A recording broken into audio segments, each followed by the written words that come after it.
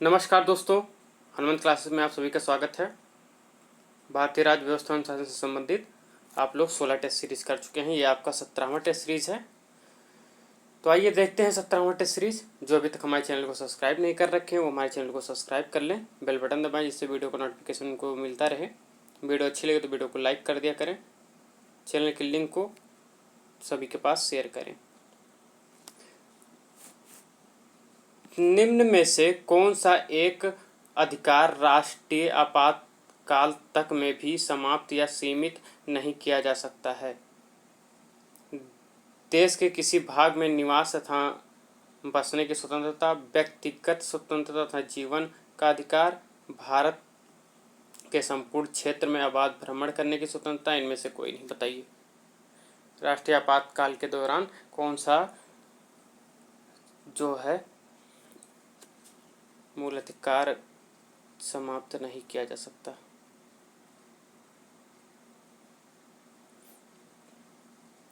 तो आपको बता दूं, वो है व्यक्तिगत स्वतंत्रता तथा जीवन का अधिकार। ये 44वें संविधान संशोधन अधिनियम द्वारा 1978 के बाद जो है अनुच्छेद 21 कहा जाए तो इसमें प्राण एवं दैहिक स्वतंत्रता का जो है मौलिक अधिकार, जीवन का अधिकार राष्ट्रीय आपातकाल की स्थिति में सीमित या समाप्त नहीं किया जा सकता। ये याद रखिए। और अगर राष्ट्रीय आपातकाल युद्ध या बाह्य आक्रमण के आधार पर है तो आर्टिकल 21 के साथ साथ 20 भी समाप्त नहीं कर सकते। और अगर सशस्त्र विद्रोह के कारण आपातकाल लगा हुआ है तो 19, 20, 21 तीनों नहीं समाप्त कर सकते, या ये तीनों जीवित रहता है कह सकते हैं, ये तीनों आर्टिकल। आइए नेक्स्ट देखते हैं।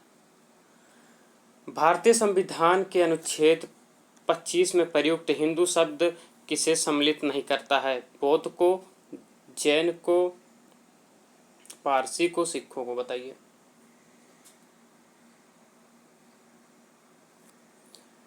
बता दिया जाए आपको, भारतीय संविधान के अनुच्छेद 25 में प्रयुक्त हिंदू शब्द किसे सम्मिलित नहीं करता है? तो पारसी को।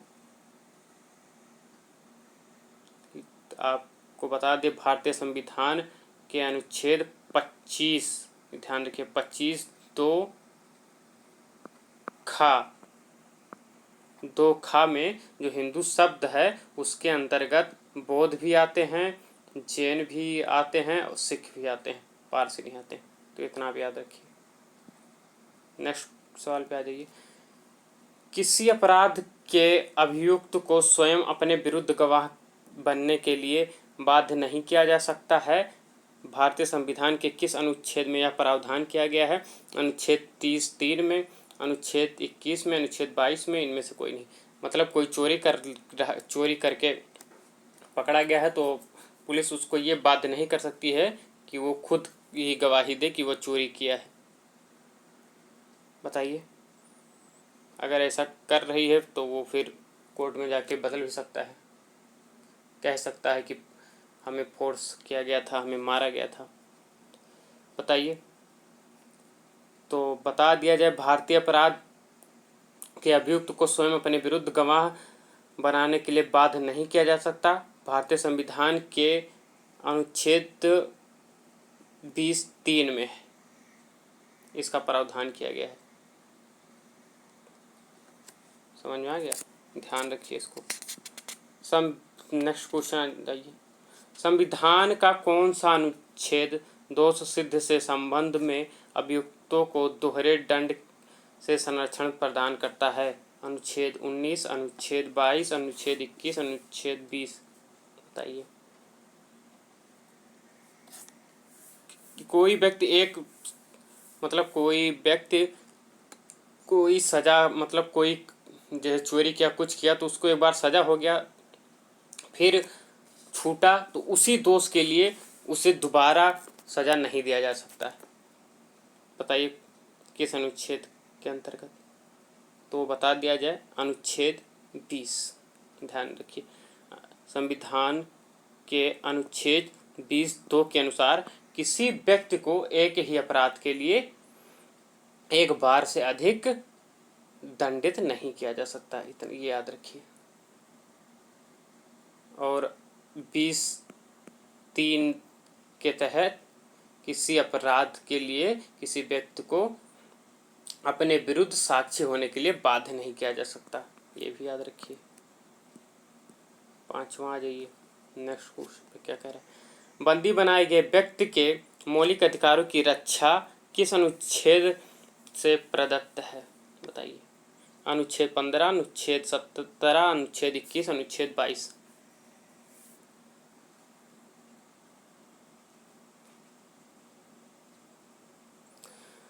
तो बता दिया जाए अनुच्छेद 22। आपको पता होना चाहिए कि संविधान के अनुच्छेद 22 में कुछ दशाओं में गिरफ्तार और निरोध से संबंधित संरक्षण के प्रावधान दिए गए हैं। 6वां आइए, नेक्स्ट क्या कह रहा है। प्रत्यक्ष पंजीकरण अधिनियम के अंतर्गत एक व्यक्ति को बिना मुकदमा चलाए बंदी बनाया जा सकता है। बहुत इंपॉर्टेंट है, कई बार पूछा गया है। 1 माह के लिए, 3 माह के लिए, 6 माह के लिए, 9 माह के लिए, बताइए। तो बता दिया जाए आपको, प्रत्यक्ष पंजीकरण अधिनियम के अंतर्गत एक व्यक्ति को बिना मुकदमा चलाए बंदी बनाया जा सकता है 3 माह के लिए।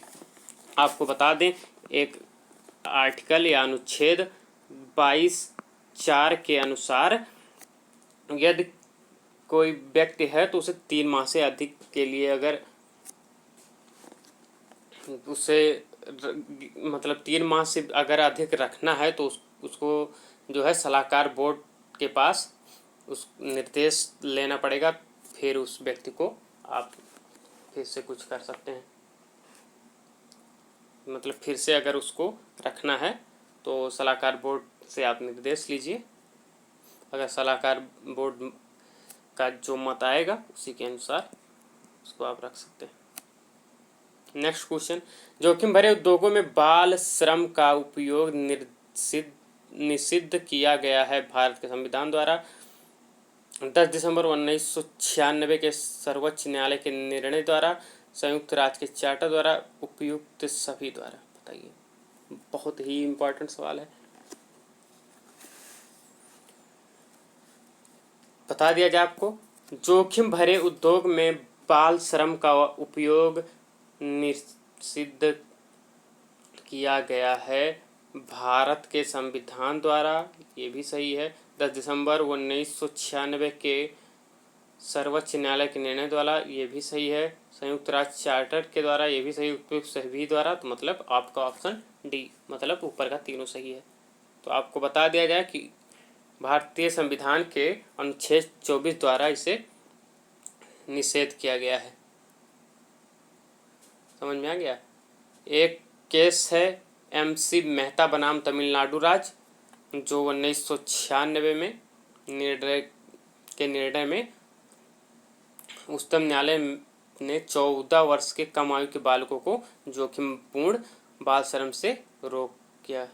ये संयुक्त राष्ट्र चार्टर द्वारा भी निर्दिष्ट किया गया है। सेवा के अधिकार की अवधारणा प्रारंभ हुई संयुक्त राज्य में, संयुक्त संघ में, ब्रिटेन में, इनमें से कोई नहीं, बताइए। सेवा के अधिकार की अवधारणा प्रारंभ हुई कहाँ से, बताइए।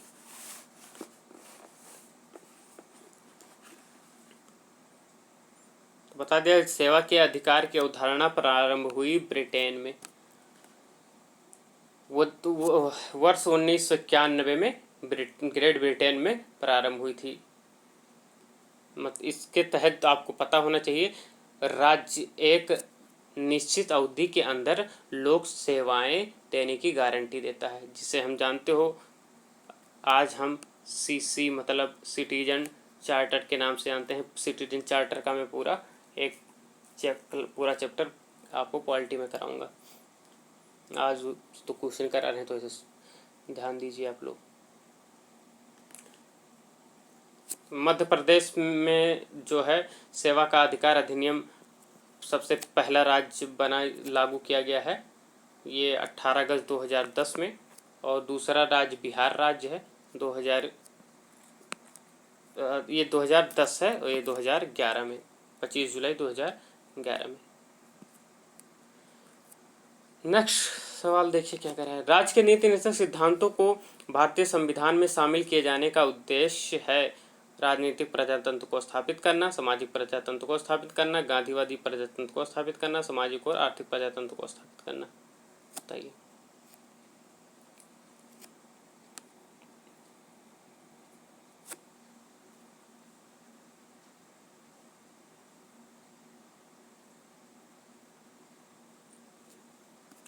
तो बता दिया जाए आपको, राज्य के नीति निर्देशक सिद्धांतों को भारतीय संविधान में शामिल किए जाने का उद्देश्य है सामाजिक और आर्थिक प्रजातंत्र को स्थापित करना। समझ में आ गया?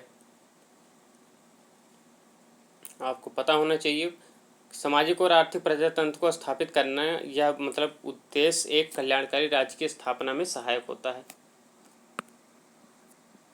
नेक्स्ट क्वेश्चन, निम्नलिखित में से कौन एक राज्य के नीति निर्देशक सिद्धांतों का उद्देश्य नहीं है? एक कल्याणकारी राज्य की स्थापना करना, सामाजिक आर्थिक न्याय में सुनिश्चित करना, सामाजिक आर्थिक न्याय को सुनिश्चित करना, एक धार्मिक राज्य की स्थापना करना, एक धर्मनिरपेक्ष राज्य की स्थापना करना। बताइए। नीति निर्देशक सिद्धांतों का उद्देश्य नहीं है बताना है आपको। बहुत ही आसान है, समझ में आपको आ रहा होगा, बस आप ध्यान से बताइए, ध्यान दीजिए। राज्य के नीति निर्देशक सिद्धांतों का उद्देश्य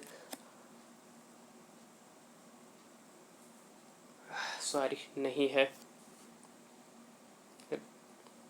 राज्य के नीति निर्देशक सिद्धांतों का उद्देश्य नहीं है एक धार्मिक राज्य की स्थापना करना। आपको पता होना चाहिए कि राज्य के नीति निर्देशक तत्व भाग 4 के अनुच्छेद या आर्टिकल 36 से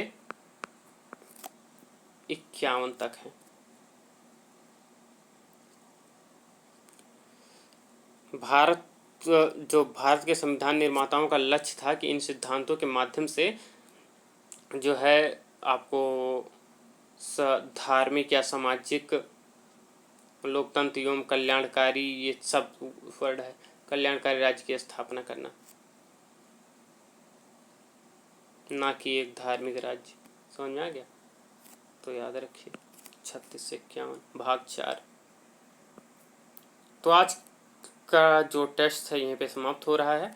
वीडियो अच्छी लगे तो वीडियो को लाइक करें, चैनल को अभी तक हमारे सब्सक्राइब नहीं कर रखे हैं तो चैनल को सब्सक्राइब कर लें, बेल बटन दबाएं जिससे वीडियो का नोटिफिकेशन मिलता रहे। लिंक को खूब शेयर करें। वीडियो देखने के लिए आप सभी का धन्यवाद।